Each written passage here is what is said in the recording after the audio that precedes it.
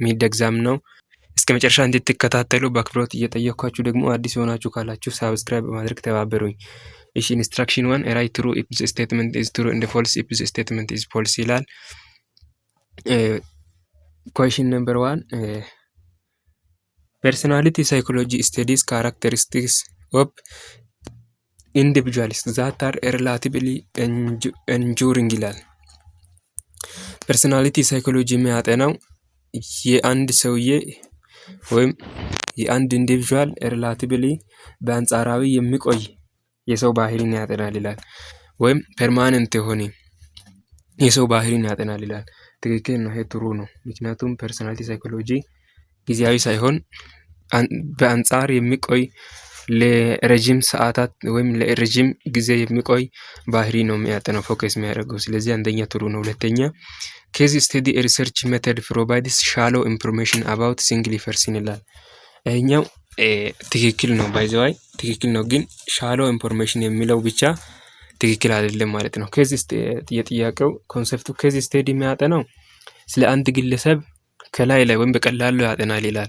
ኬዝ ስቴዲ ሪሰርች የሚያደርገው ስለ አንድ ኢንዲቪጁዋል ዲፕ ኢንፎርሜሽን እንጂ ሻሎ ኢንፎርሜሽን አይደለም። ስለዚህ ሁለተኛ ፎልስ ነው። ሶሪ በጣም ፎልስ። እሺ ሶስተኛ ኮሪሌሽናል ሪሰርች allows us to assess the causal impact of one variable on other ይላል። ኮሪሌሽናል ሪሰርች የሚያደርገው የአንድን ቫሪያብል ኢምፓክት በሌላ ላይ አፕላይ ያደርጋል ይላል። ይሄም ፎልስ ነው። እሺ እንቀጥል። አራተኛ the group in an experiment that receives no treatment is called the experimental group ይላል። ግሩፕ ውስጥ ምንም አይነት ትሪትመንት የማይወስዱ ግሩፕ ኤክስፐሪመንታል ግሩፕ ነው ይላል። ስለዚህ ፎልስ ነው። ምክንያቱም ትሪትመንቱን የሚያገኘው ኤክስፐሪመንታል ግሩፕ ነው እንጂ ኖ ትሪትመንት ወይም ትሪትመንት የማያገኘው ኤክስፐሪመንታል ግሩፕ አይደለም። ኤክስፐሪመንታል ግሩፕ ትሪትመንቱን ያገኛል ማለት ነው። ስለዚህ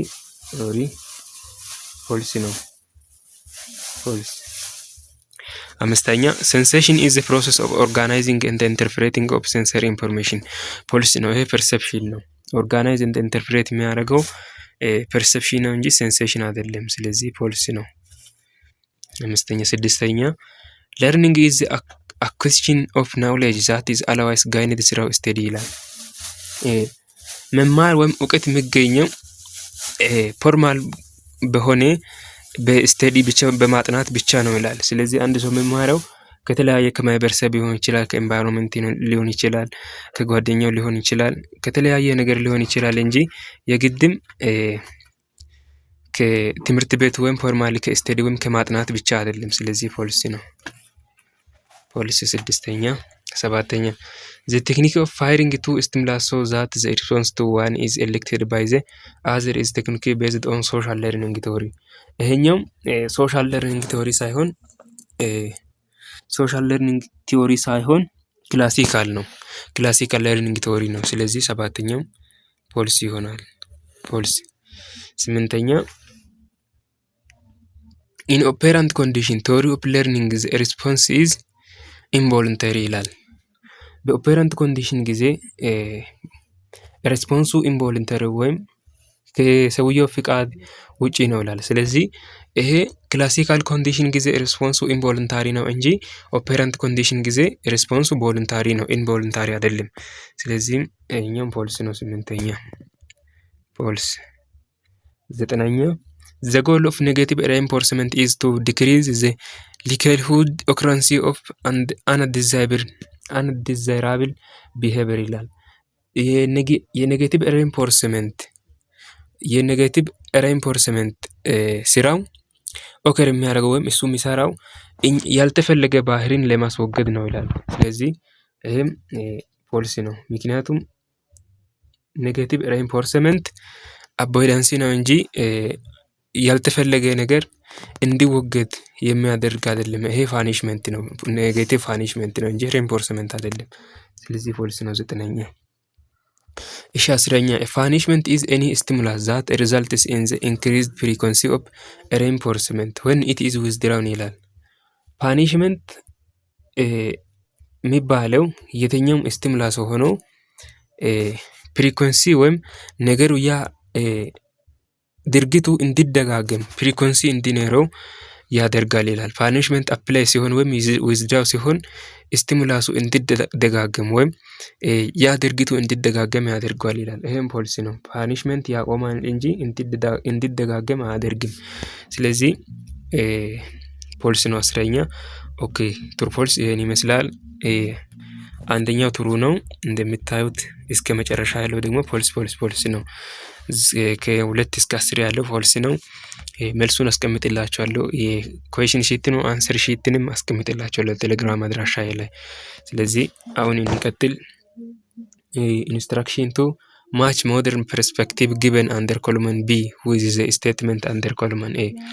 ሞደርን ፐርስፔክቲቭ ኦፍ ሳይኮሎጂ ነው በኮለመን ቢ ውስጥ ያሉት። ስለዚህ የእነርሱን ዲፊኒሽን ከኮለመን ኤ ውስጥ ካለው ጋር አዛምድ ይላል። ስለዚህ ኮለመን ኤ ውስጥ ያለው እዚህ ጋር ቢ አለ። ኮለመን ቢ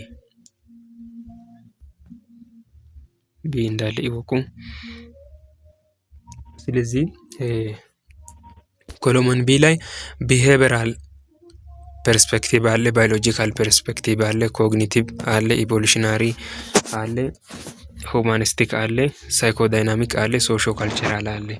ስለዚህ ኤ ውስጥ ያለው 11 እስከ 16 ጥያቄ ያለውን ይታያቸዋል ማለት ነው።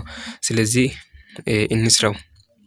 11ኛ ኢንትራፐርሰናል ኮንፍሊክት ኢን ዲተርማይኒንግ ሁማን ቢሄቪየር። ይሄ ከየትኛው ነው የሚሆነው? 11ኛ ኢንትራፐርሰናል ኮንፍሊክት ኢን ዲተርማይኒንግ ሁማን ቢሄቪየር ምን ይሆናል? ሳይኮዳይናሚክ ነው። 11ኛ ሳይኮዳይናሚክ ነው። ኢንትራፐርሰናል ኮንፍሊክት ኢን ዲተርማይኒንግ ሁማን ቢሄቪየር የሚል ዲፊኒሽን የሚሰጠው ለሳይኮዳይናሚክ ነው። ስለዚህ ኤፕ ነው 11ኛ። እሺ እንቀጥል። 12ኛ ዊ ካን ቹዝ ሃው ቱ ቢሄቭ የሚለው ሁማኒስቲክ ነው። ሁማኒስቲክ ይሆናል። እንዴት ቢሄቭ ማድረግ እንዳለብን እኛ ራሳችን መምረጥ የምንችለው ወይም እንደፈለግን በሰውኛ መመላለስ የምንችልበት ፐርስፔክቲቭ ሁማኒስቲክ ነው። ስለዚህ ይህ ነው 12ኛ። እሺ እንቀጥል። 13ኛ ሁማን ቢሄቪየር አላውስ ኦከር ኢን ዘ ሳም ካልቸራል ኮንቴክስት የሚለው ምን ይሆናል? ሶሾ ካልቸራል ነው የሚሆነው። ምክንያቱም ሁማን አላውስ ኦከር ኢን ሳም ካልቸራል ኮንቴክስት የሚለው ከሶሾ ካልቸራል ጋር ይገናኛል። ስለዚህ ጂ ነው 13ኛ። እሺ 14ኛ ሳም ታይምስ ኮልድ ብላክ ቦክስ አፕሮች የሚባለው አብዛኛው ጊዜ ብላክ ቦክስ በመባል የሚታወቀው ቢሄቨራል ነው። ኤ ላይ ያለው ቢሄቨራል ነው። ስለዚህ ኤ ነው 14ኛ ኤ ይሆናል።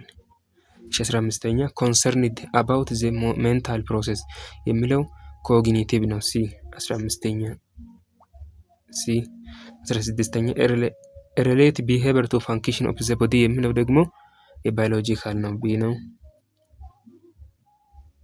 ስለዚህ መልስ ይሄን ይመስላል። 11ኛ ኤፍ፣ 12ኛ ኢ፣ 13ኛ ጂ፣ 14ኛ ኤ፣ 15ኛ ሲ፣ 16ኛ ቢ። ስለዚህ ይሄን መልሱን ያስቀምጥላችኋለሁ ቴሌግራም አድራሻዬ ላይ። ቀጣዩን በፓርት 2 እንሰራላችኋለን። ቻው።